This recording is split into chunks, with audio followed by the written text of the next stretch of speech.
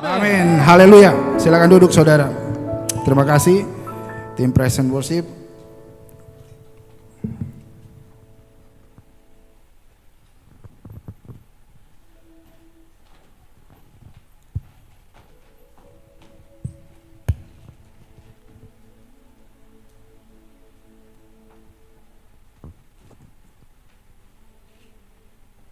Shalom Bapak Ibu yang dikasihi dalam Tuhan. Kita sudah sampai pada minggu yang ketiga saudara. Bulan ini kita membahas mengenai kesehatan jiwa. Ya. Di dalam diri manusia itu ada tiga, yaitu tubuh, jiwa, dan roh. Jadi kesehatan roh itu kita sudah bahas di bulan pertama kita harus sehat roh kita saudara. Dan bulan kedua ini kita akan membahas mengenai kesehatan jiwa. Mungkin saudara pikir memang saya sakit jiwa Pak. Enggak, bukan. Sakit jiwa itu bukan cuman yang ada di jalanan gitu ya. Tetapi kita juga bisa, jiwa kita tidak sehat saudara. Kita bisa datang ke gereja tetapi jiwa kita mengalami gangguan. Dan kita harus akui itu, dan kita dengan tulus kita harus mau dibentuk dan dirubah sehingga kita semua menjadi serupa dan segambar Kristus. Amin. Nah, yang minggu ketiga ini diberi judul saudara, hati yang lapang. Hati yang lapang itu apa? Itu besar hati saudara. Jadi kalau kita mau sehat jiwanya, kita harus mempunyai hati yang besar. Big heart, katakan big heart. Jadi big heart ini penting saudara. Kalau kita saudara sudah mengalami kekristenan lama, kita sering mengalami kekecewaan, kita sering mengalami yang namanya disakiti. Walaupun kita tidak melakukan, tetapi kita difitnah, kita yang dibilang salah. Kita harus punya hati besar untuk menghadapi semua itu. Kalau kita nggak mempunyai hati yang besar, kita akan kecewa, down, dan kita mencari pembelaan, dan akhirnya kita mengalami kekecewaan demi kekecewaan. Amin. Dunia ini diisi dengan orang-orang yang kita tidak tahu, kita tidak bisa prediksi. Sehingga dalam kehidupan kita bisa ketemu orang yang jahatnya jahat, hat gitu, berkuadrat-kuadrat gitu. Sampai kita nggak habis pikir, kok ada orang sejahat itu ya, gitu. Saudara lupa, kalau saudara berpikir seperti itu, saudara masih mempertanyakan diri, kok ada orang sebaik saya, gitu loh maksudnya. Amin. Ya, karena di dunia ini ada si jahat dan ada yang si baik. Kita tinggal pilih kita mau ada di mana. Kita nggak bisa di tengah-tengah saudara. Orang-orang yang suam-suam kuku tidak dapat bagian dalam kerajaan Allah. Tetapi orang yang sungguh-sungguh mencintai Tuhan, yang mau menyenangkan hati Tuhan, itulah dia dapat bagian dari kerajaan Allah. Amin. Mari kita lihat Kisah Para Rasul 9 ayat 26 sampai yang ke-28.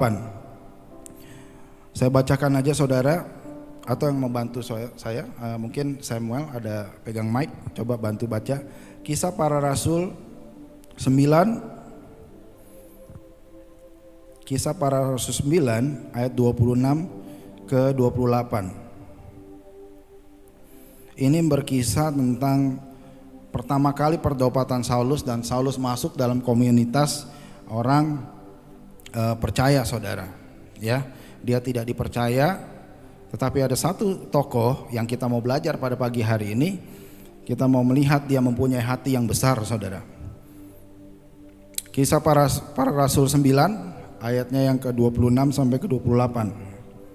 Kisah Para Rasul pasal 9 ayat 26 sampai dengan 28. Demikian bunyi firman Tuhan. Setibanya di Yerusalem, Saulus mencoba menggabungkan diri kepada murid-murid, tetapi semuanya takut kepadanya karena mereka tidak dapat percaya bahwa ia juga seorang murid.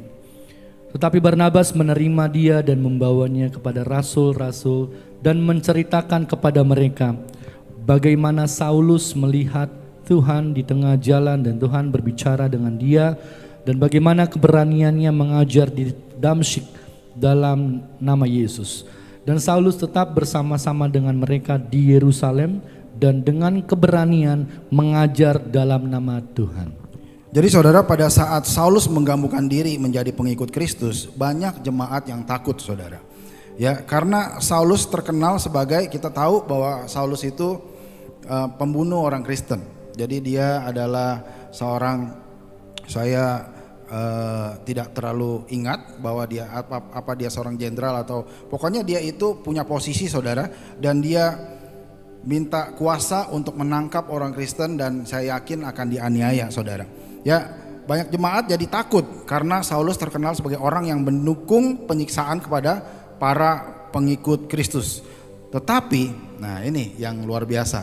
Ada satu orang, ada satu tokoh yang kita ingin belajar pada pagi hari ini, yang kita mau contoh dia berhati besar dan bagaimana dia bisa mempunyai hati besar tersebut saudara. Tetapi Barnabas membela Saulus dan menceritakan perjumpaan Saulus dengan Tuhan dan memastikan Saulus bertobat.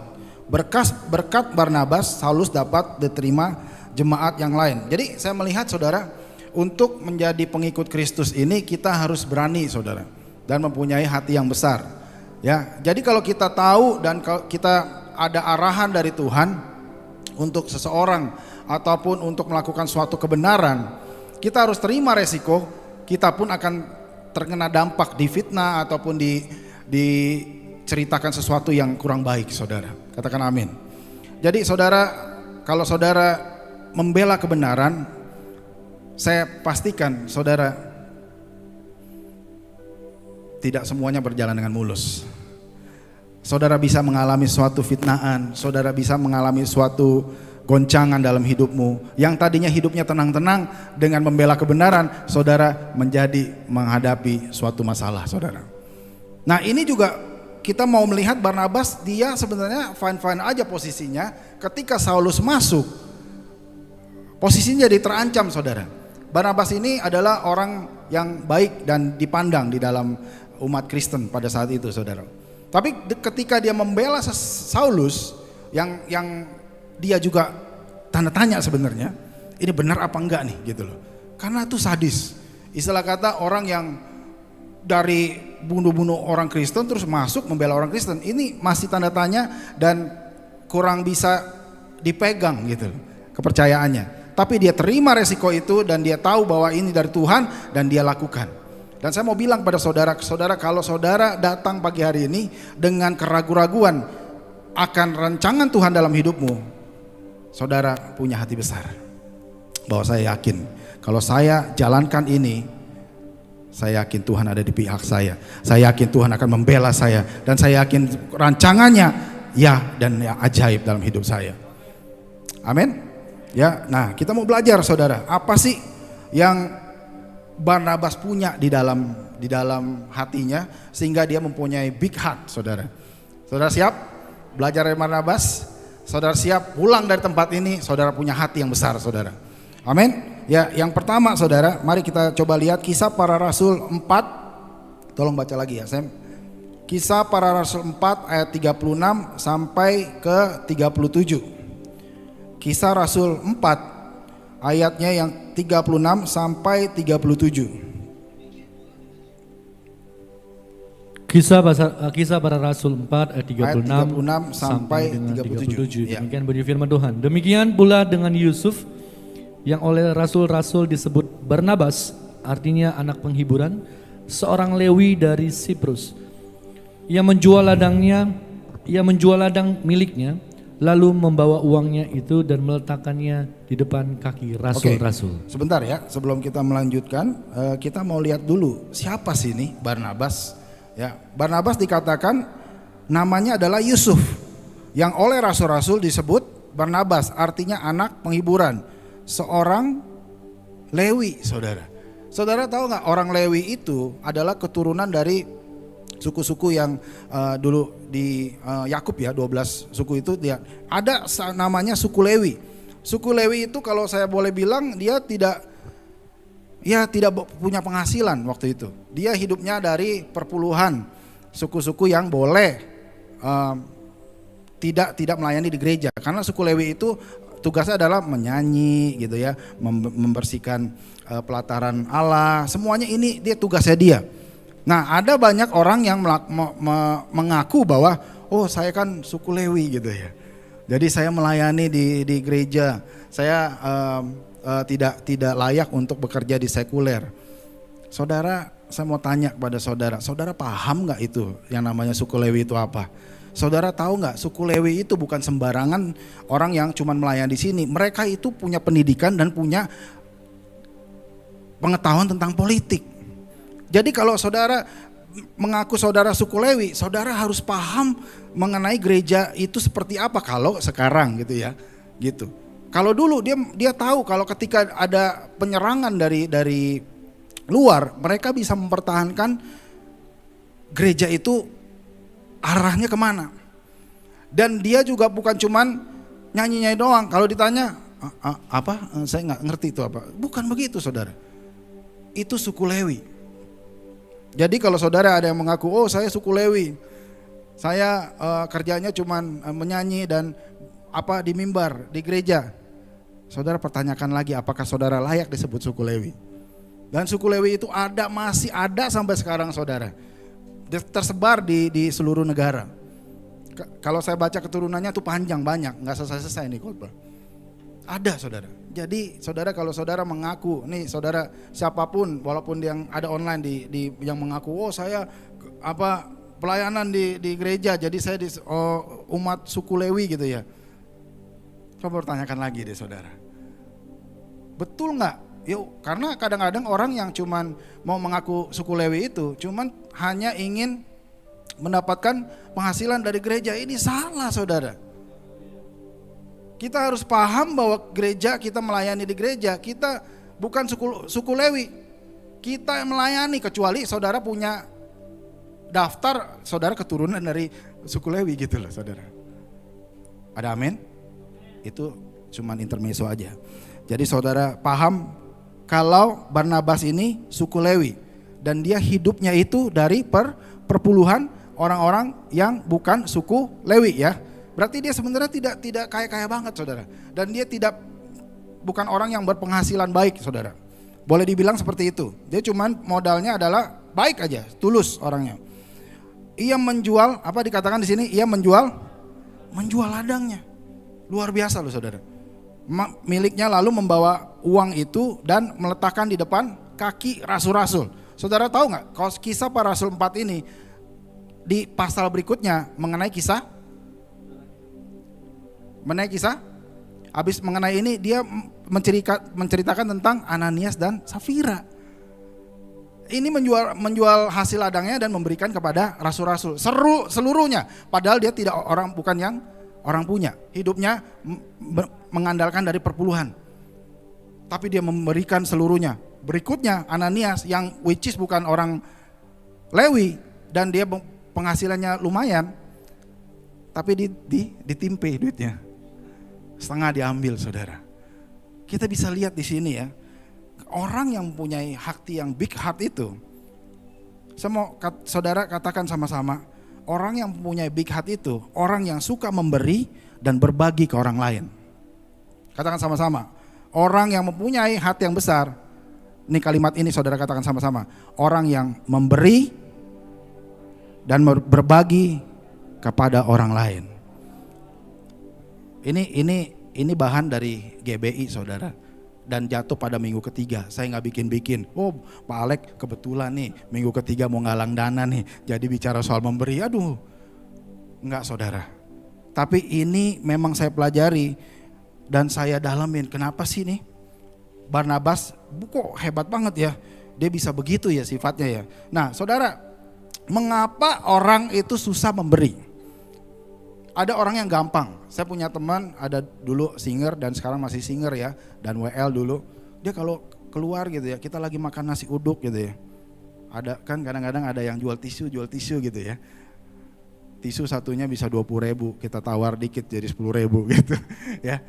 Dia dengan gampang yang ngasih gitu. Wah kalau sama saya tawar, oh jangan segitulah gitulah, kurangin lagi lah. Kalau bisa goceng gitu kan ya. Karena kan pasti banyak yang ngasih lainnya gitu maksudnya gitu ya. Akhirnya saya kasih lah 10.000 kadang-kadang. Nah dia nggak ada nawar, nggak ada apa. Berapa itu? 20.000 nih gitu ya. Ya buat jajan ya, jangan buat yang lain-lain ya.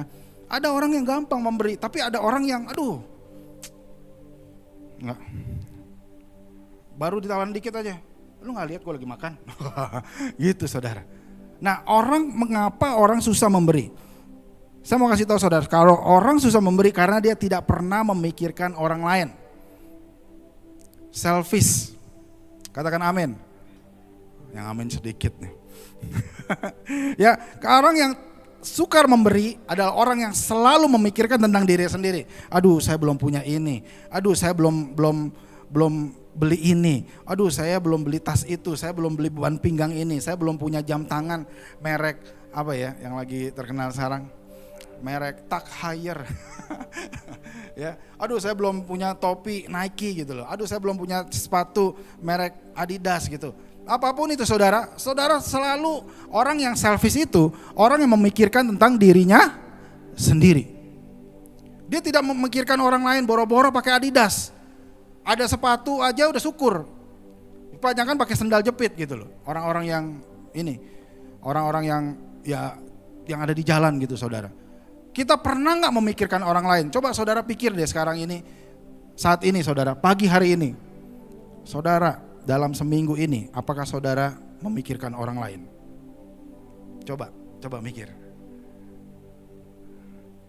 Wah di bagian sini diem semua, ya udah saya ke arah sini deh. Yang daerah sini, ada gak saudara selama seminggu ini, saudara pikirin orang lain? Sama juga, diem juga. Ya. Nah kalau kita mau memberi, kita harus menghilangkan dulu nih selfishness ini. Katakan amin. Jangankan orang lain, gereja kita juga gak pikirin. Ya balik lagi sih itu mentang-mentang mau galang dana. Enggak saudara, aduh ampun dah. Saya yakin gereja ini pasti Tuhan sediakan. Karena ini milik Tuhan bukan milik saya. Jadi saudara, kalau saudara digerakkan oleh Tuhan untuk memberi gereja ini, saudara tidak mengindahkan, saudara bukan urusan sama saya, saudara itu urusan sama Tuhan. Ada amin? Ya, makanya saya nggak takut saudara. Pokoknya kita terus mengandalkan Tuhan. Ya, jadi kalau orang yang tidak sukar memberi itu orang yang selfish. Coba kita lihat Yesaya 32 ayat 8. Yesaya 32 ayat 8. Ini mungkin jarang banget orang bahas. Saya rasa saya sejak jadi Kristen gak pernah ada pendeta buka ayat ini saudara. Tapi bagus ini, coba deh. Yesaya 32 ayat 8. Kita sama-sama baca ya. 1, 2, 3. Tetapi orang yang berbudi luhur merancangkan hal yang luhur. Jadi pikirannya itu sesuatu yang baik saudara. Tidak memikirkan diri sendiri. Sesuatu yang berbudi luhur. Berbudi luhur artinya dia memikirkan kebaikan orang lain. Kebaikan keluarganya, kebaikan sekelilingnya, kebaikan semuanya gitu ya. Dan ia selalu bertindak demikian. Jadi nggak mut-mutan. Gue lagi enak nih hari ini nih ya. Lagi moodnya lagi enak nih. Jadi saya mau berbuat baik gitu. Tapi kalau lagi bad mood ya. Lagi mudian gitu loh. Malas deh gue ngeliat muka lo aja dempet gue gitu. Jadi saudara, orang yang berbudi luhur itu adanya adalah memikirkan orang lain saudara. Katakan amin. Ya, jadi kalau kita mau berhati besar, kita mau mempunyai sifat memberi, kita harus hilangkan itu selfishness. Ada amin? Amin. Nih muka-mukanya nih kayaknya, waduh gue mau ditagih nih. Saudara, duit saya aja saya nggak pandang saudara, gitu. Ya, saya juga nggak perhatiin. Oh duit saya, oh gini. Saya kalau ngasih Tuhan saya nggak kasih tahu orang. Tapi kalau saudara tahu saya udah kasih Tuhan udah berapa, gitu loh. Nyesel nggak? Dulu nyesel sih.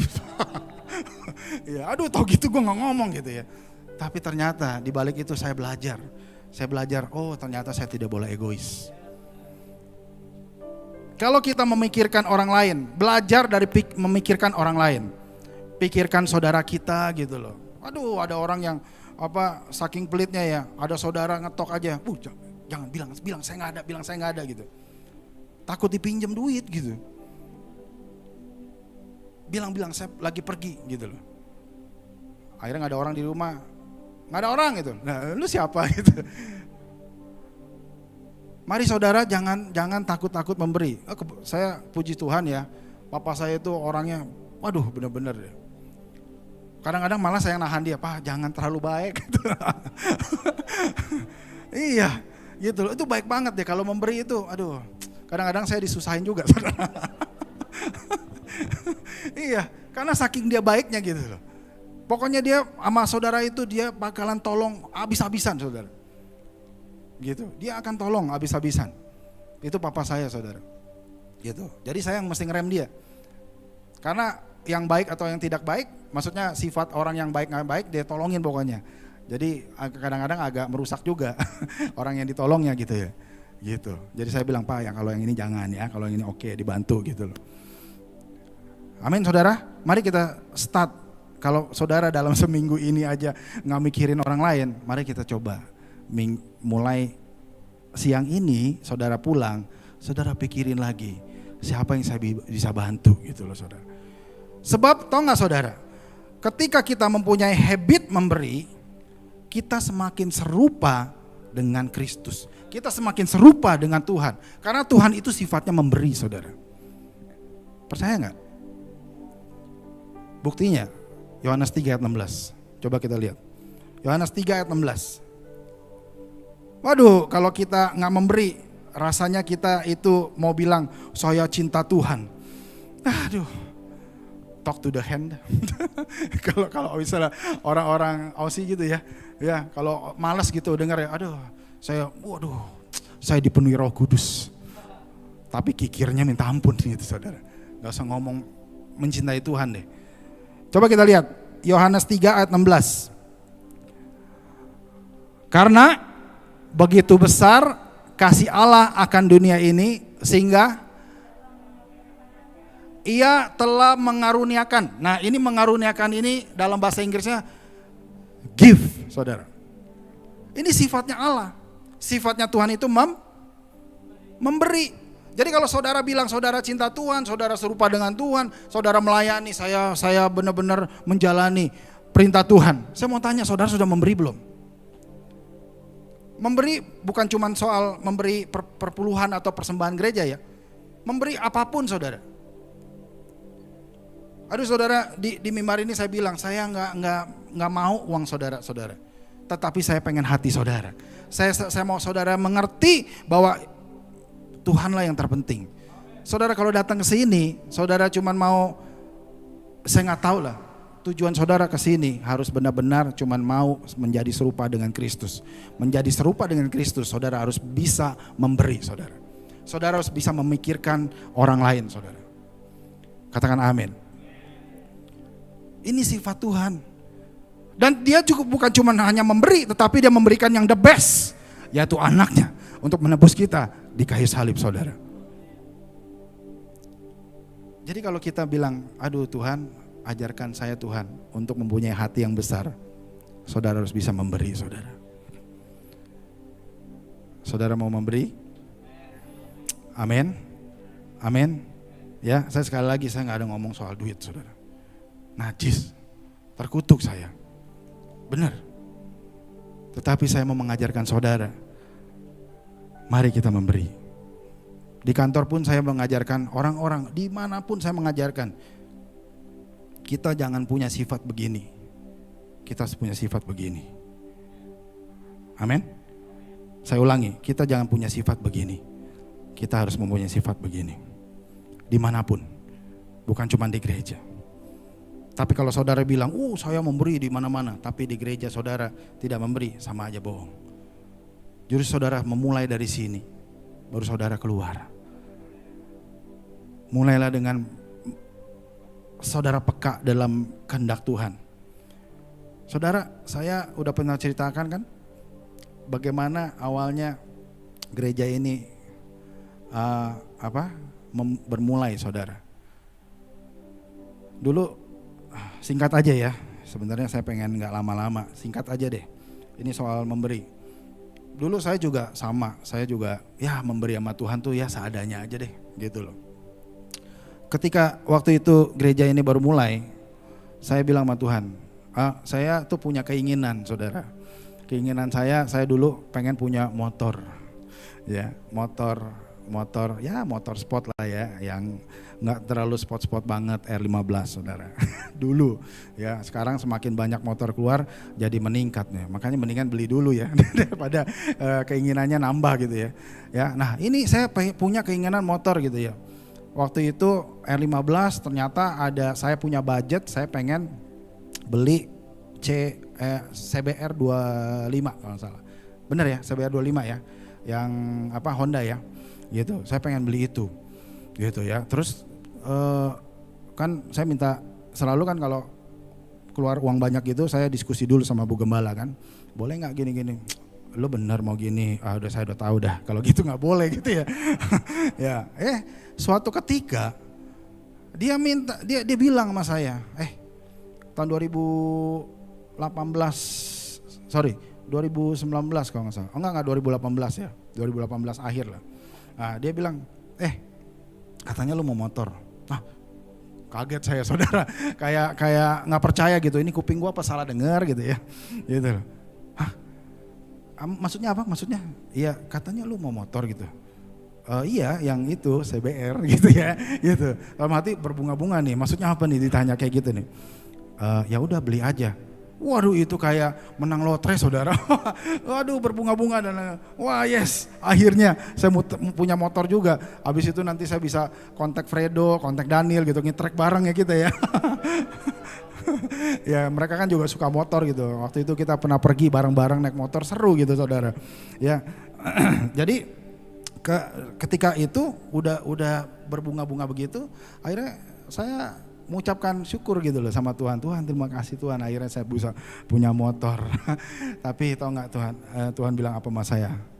Dia bilang begini sama saya ketika saya doa, kamu mengeluarkan uang segitu banyak, bisa nggak uang itu buat aku, katanya. Ya saya cuman, saudara mikir aja deh, saudara tahu ya harga CBR berapa gitu ya. Ya, gitu ya. Saya bukan soal nominal, tetapi aduh gawat. Gawat. Kalau Tuhan udah ngomong kayak gitu gawat, itu gawat. Kalau nggak dikasih itu bisa nyecer gitu ya. Bisa kita dibikin nggak tidur gitu, saudara. Aduh, gimana ya. Udah saya biarin dulu, saudara. Saya biarin aja dulu gitu ya. Mudah-mudahan Tuhan berubah besok gitu kan. Ya udah, terus gitu. Akhirnya makin nggak sejahtera. Ya udah Tuhan, saya nyerah deh, gitu loh. Ya ini saya akan kasih buat Tuhan. Dan akhirnya uang itu buat sewa gedung gereja ini yang waktu dulu, saudara.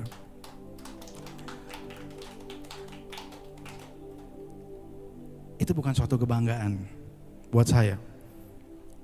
Akhirnya saya nggak punya motor, saudara. Ya. Tapi yang saya mau katakan, kita pernah nggak memikirkan apa sih yang Tuhan mau? Kenapa sih kita selalu berpikir, waduh kalau saya pakai ban pinggang ini ya, Hermes ya, waduh kalau saya jalannya begini, waduh nilai saya akan lebih gitu ya. Wah kalau saya naik motor bebek, ya elah ini mah motor cewek gitu ya. Tapi kalau saya BR, nyalainnya aja nggak usah pakai gedeng gitu ya. Nyalainnya cuma begini doang gitu saudara. Oh sekarang udah begini semua ya. Kalau dulu bebek saya begini, brak gitu ya. Kadang-kadang sampai kaki keseleo saudara. Saudara, mari kita pikirkan apa yang Tuhan mau, saudara. Amin. Kita berbagi, kita mau mulai menyenangkan hati Tuhan. Kita bangun tidur, kita memikirkan apa yang bisa bikin Tuhan senang, saudara. Yaitu memberi. Amin. Amin. Nah, oleh sebab itu jemaat mula-mula yang menggebu-gebu dalam pelayanan, mereka menjual segala yang dimilikinya untuk berbagi, untuk mereka memikirkan apa yang orang lain butuhkan. Itulah pengertian berbagi, saudara. Mereka mengerti betul kalau mereka berbagi itu mengikuti sifat Allah, saudara. Saudara kalau berbagi, saudara mengikuti sifat Allah. Saudara pikir yang habis yang harga CBR itu saya berhenti? Enggak, saudara. terus. Tetapi saya kasih tahu, sampai detik ini saya nggak pernah kekurangan, saudara. Saya udah nggak kehitung, bantu pekerjaan Tuhan itu saya udah nggak kehitung. Tapi saya mau kasih tahu, Tuhan nggak pernah berhutang kepada kita. Bukan berarti kita harus mengeluarkan nominal banyak, tetapi hati ini loh. Sampai kita mengeluarkan itu, saya udah nggak ada. Oh pokoknya buat Tuhan, udahlah, gitu. Saudara, kalau saudara berani, Tuhan, apa yang Tuhan inginkan, aku akan berikan Tuhan. Saya yakin hidupmu akan disertai Tuhan, hidupmu akan dilindungi Tuhan, hidupmu akan dipelihara Tuhan. Sampai sekecil-kecilnya Tuhan akan pelihara engkau. Sama anak-anak muda biasanya saya cerita ya, Koko dulu juga sama seperti kalian. Bingung mau arah mana nih, tujuan hidup saya mau kemana nih. Saudara, kalau orang yang dipimpin Tuhan, dia mungkin gak tahu besok itu mau makan apa. Tapi Tuhan tahu engkau besok mau makan steak, Tuhan akan sediakan.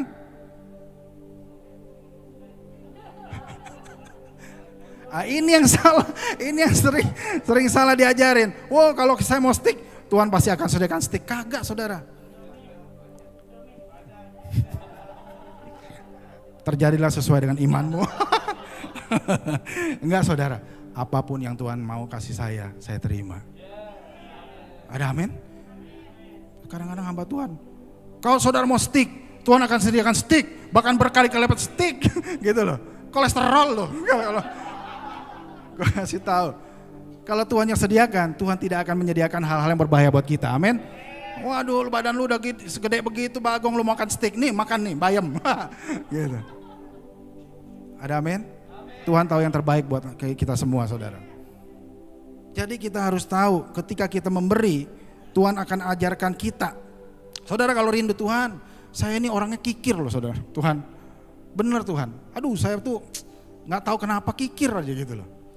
Bilang sama Tuhan, ajarkan saya Tuhan untuk memberi. Kikir itu keturunan bukan deh?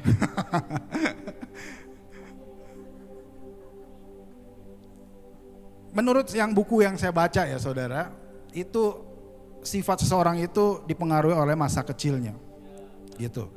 Jadi kalau saudara kikir, mungkin saudara dulunya sering gak dikasih sama orang tua, gitu ya.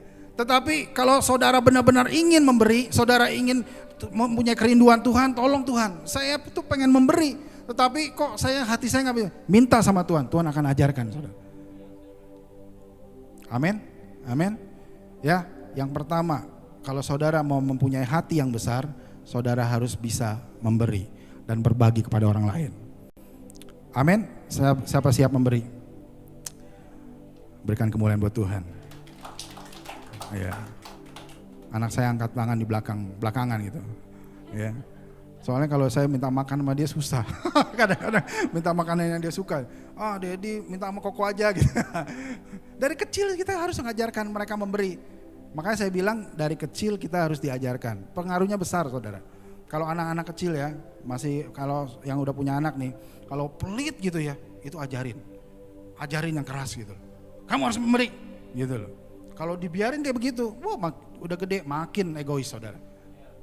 Amin, amin. Yang amin pasti begitu dulunya.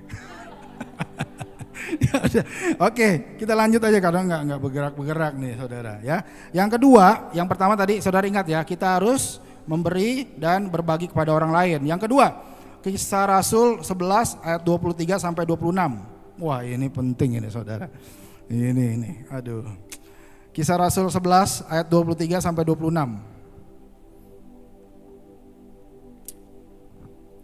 Tolong Sam, bacain Sam.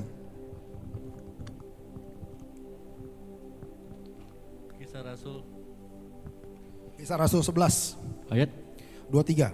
Oke. Setelah Barnabas datang dan melihat kasih karunia Allah, bersukacitalah ia. Sampai 36. Ia menasihati mereka sampai 26, supaya mereka tetap setia kepada Tuhan.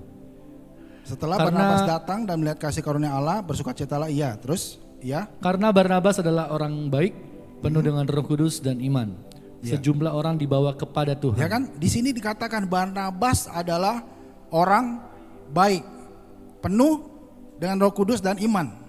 Sejumlah orang dibawa kepada Tuhan. Lalu pergilah Barnabas ke Tarsus untuk mencari Saulus, dan setelah bertemu dengan dia, ia membawanya ke Antiokhia. Mereka tinggal bersama-sama dengan jemaat itu 1 tahun lamanya sambil mengajar banyak orang. Di Antiokhia lah murid-murid itu untuk pertama kalinya disebut sebagai Kristen, saudara. Ya, melihat keberhasilan pelayanan yang berhasil dari orang Siprus di Kirene, Barnabas bersukacita, saudara. Dia tidak iri dengan keberhasilan mereka. Barnabas bahkan hadir mendukung pelayanan di kota Antiokhia, di mana banyak orang bertobat dan percaya kepada Tuhan. Saudara, yang kedua, saudara, kalau kita mempunyai hati yang besar, kita harus tidak boleh iri dengan keberhasilan orang lain. Nah, ini penyakit, saudara. Saya mau kasih tahu, ini penyakit, dan kebanyakan dari kita semua begitu, termasuk saya. Ya, saya kan ada di YouTube juga, saudara. Saudara tahu saya ada di YouTube? Ya, saya ada di YouTube dan ada di IG juga gitu ya. Kan saya suka cek, waduh, view saya berapa nih gitu ya.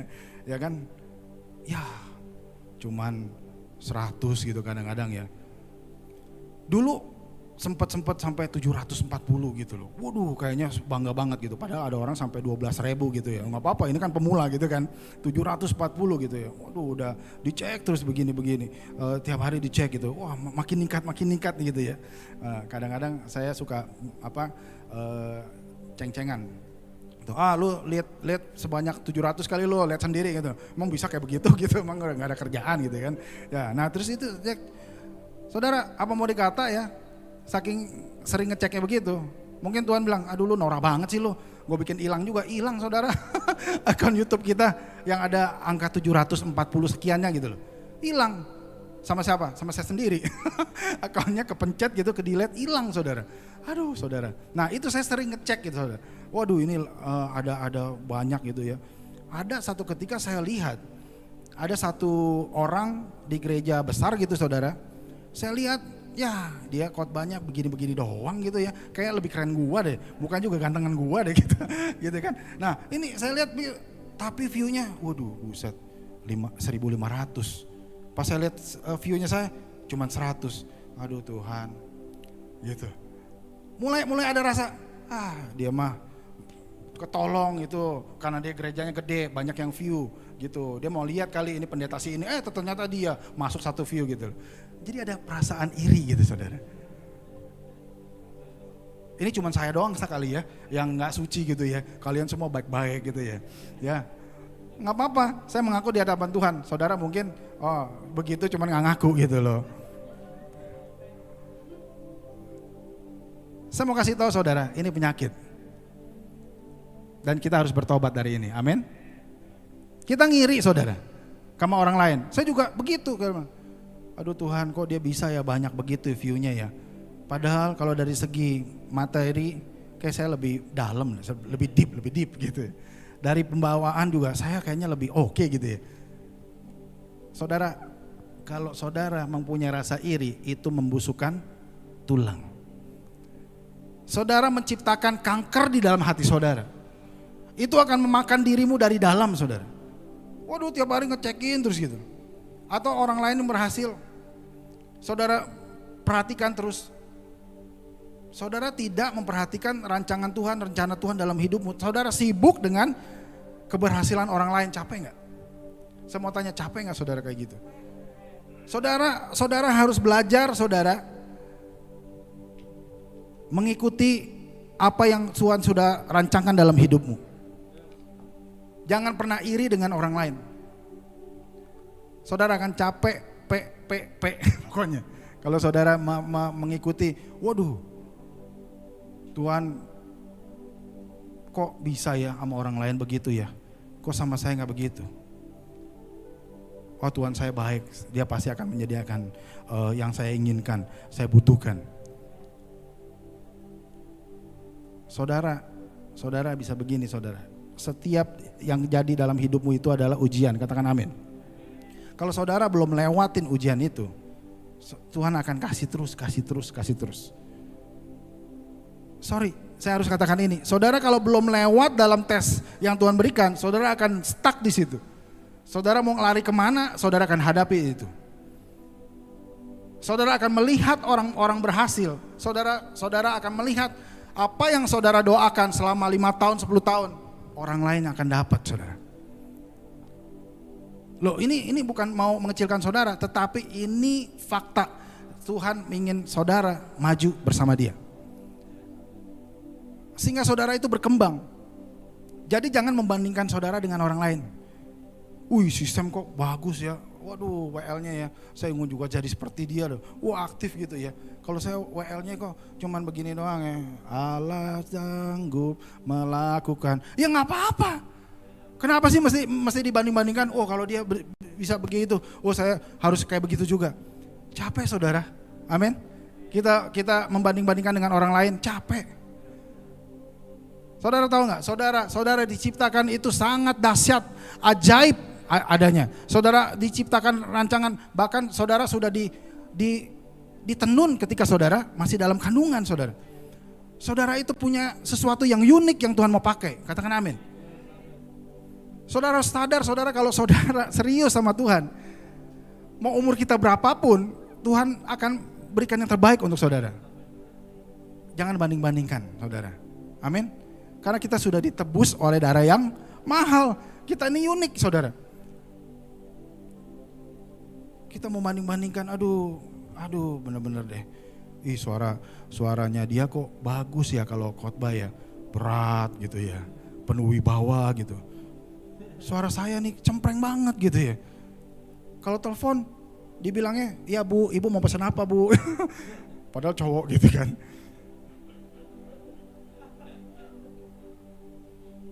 Tuhan tolong dong Tuhan, ini suara saya kok kayak begini gitu ya. Ada nggak di sini yang dikatakan, "Ya mau pesan apa Bu?" "Saya cowok." Gitu. Tuhan akan menciptakan Anda unik saudara. Jangan membanding-bandingkan dengan orang lain. Apalagi saudara iri dengan keberhasilan orang lain. Aduh, sedih saudara. Saudara akan capek. Bener, capek. Amin, amin. Mulai dari sekarang mari kita melihat apa yang Tuhan kerjakan dan apa yang Tuhan sudah sediakan bagi kita. Nggak usah bandingkan dengan orang lain. Bandingkan orang lain boleh, tetapi dalam batas yang wajar saudara. Misalnya contohnya, Fani main keyboardnya bagus ya, saya pengen kayak dia gitu loh. Tapi jangan ketika dia berhasil gitu ya, waduh di jadwal terus misalnya, waduh jadi ngiri gitu loh. Ya elah, mungkin dia untuk menjadi bagus gitu, itu ada prosesnya. Dia sudah lewati prosesnya. Nah kita bilang ngiri tapi kita gak pernah melalui prosesnya. Cuman bisanya berdoa doang, siang dan malam, pagi sampai subuh gitu loh, semalam suntuk. Saya juga pernah hidup susah. Kesusahan saya itu membuat diri saya jadi keras.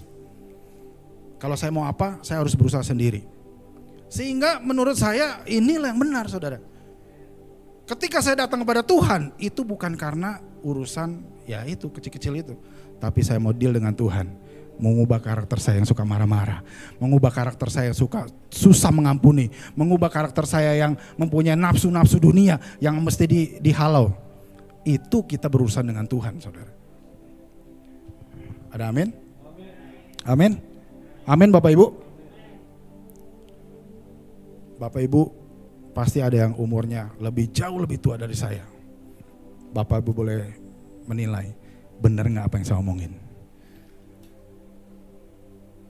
Coba bayangkan ya, kalau anak saudara dari kecil, dari umur 3 tahun, 4 tahun, 5 tahun, sampai 17 tahun, umur 21 tahun, kerjanya minta, "Dedi beliin jam tangan dong.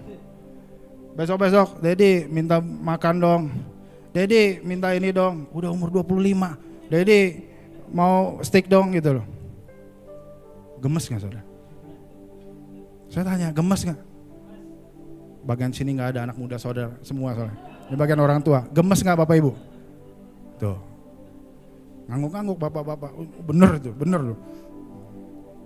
Amin.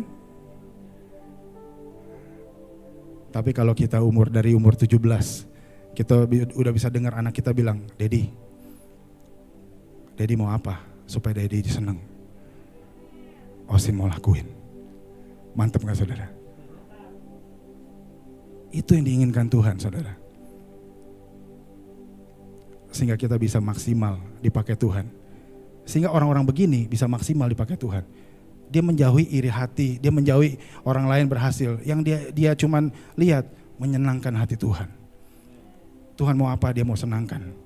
Tuhan mau dia jadi supir Grab, dia lakukan. Karena itu yang Tuhan cuman itu yang bisa menyenangkan hati Tuhan. Dia mau jadi supir taksi, dia lakukan. Dia mau kerja di bank, dia lakukan. Karena semuanya itu menyenangkan hati Tuhan, saudara. Kan ada lagunya tuh dari Pak Eras.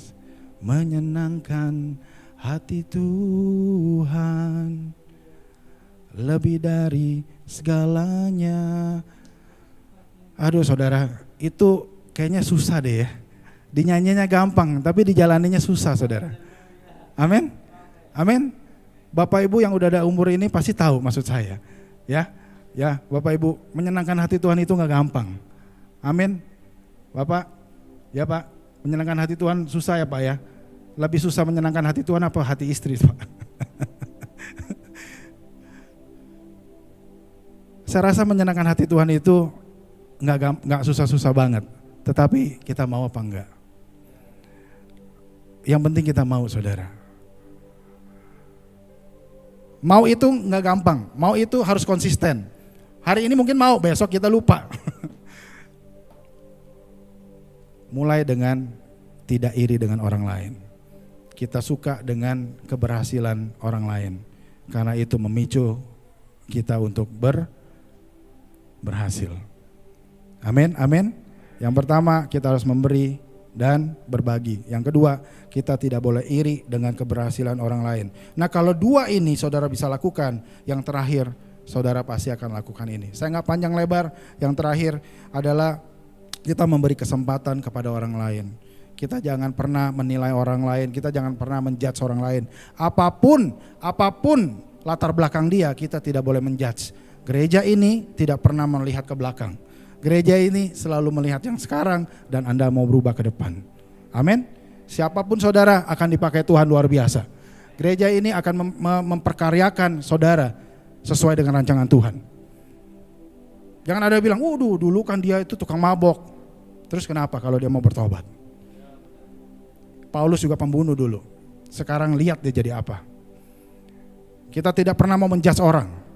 Tetapi saya menghargai orang yang mau berubah. Orang yang mau dibentuk, orang yang mau diarahkan kepada rancangan Tuhan, itu yang saya hargai saudara. Saudara mau berjalan bersama Tuhan? Saudara mau memberi kesempatan kepada orang lain untuk berkarya di dalam rancangannya yang diberikan kepada Tuhan kepada dia? Amin. Amin. Mari kita lakukan 3 hal ini saudara. Yang pertama saya undang pemusik untuk maju ke depan. Yang pertama kita mau selalu memberi dan berbagi kepada orang lain. Yang kedua, kita mau tidak iri dengan keberhasilan orang lain.